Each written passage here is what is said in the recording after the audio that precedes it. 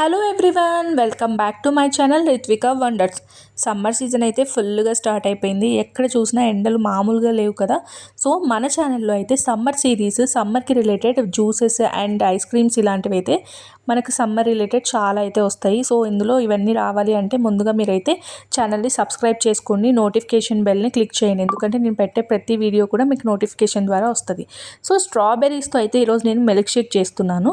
So దాని process ఏంటి అంటే లాస్ట్ వరకు చూసే. సో స్ట్రాబెర్రీస్ని నేను తీసుకొని ఇలా 2 పీసెస్గా కట్ చేసి, సో మీ దగ్గర మిక్సర్ ఉన్నా లేదా జ్యూసర్ ఉన్నా ఇలా బ్లెండర్ ఉన్నా ఎలాంటి దాంట్లో అయినా కూడా ఈజీగా మనము ఇలా వేసేసుకొని, సో మిల్క్ షేక్ కాబట్టి నేనైతే మిల్క్ అనేది తీసుకున్నాను. 1 కప్ ఆఫ్ మిల్క్ అయితే తీసుకున్నాను. సో ఈ 1 కప్ ఆఫ్ మిల్క్లో ఈ స్ట్రాబెర్రీ అంటే కొంచెం పుల్లగా ఉంటుంది కాబట్టి నేనైతే షుగర్ అనేది యాడ్ చేశాను. ఇన్ కేస్ మీరు పుల్లగా అయినా కూడా తాగుతారు అంటే షుగర్ని యాడ్ చేసుకోకండి, స్కిప్ చేసేయండి.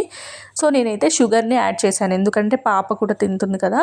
సో పుల్లగా ఉంటే తాగదు కాబట్టి నేనైతే షుగర్ని అయితే కొంచెం లిటిల్ బిట్ అయితే యాడ్ చేశాను, పులుపు అనేది తగలకుండా ఉండాలి కదా. ప్లేస్లో మీరైతే బెల్లము ఇలాంటివి కూడా యాడ్ చేసుకోవచ్చు, మీకు ఇష్టమైనది యాడ్ చేసుకోవచ్చు.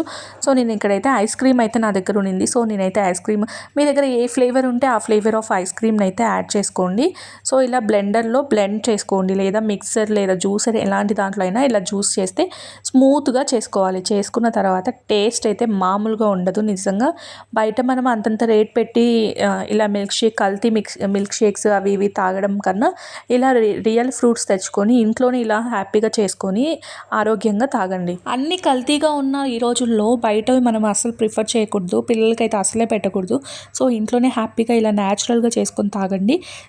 డే 1 సిరీస్ అయితే మీకు నచ్చింది అనుకున్నా. డే 2లో మళ్ళీ కలుద్దాం.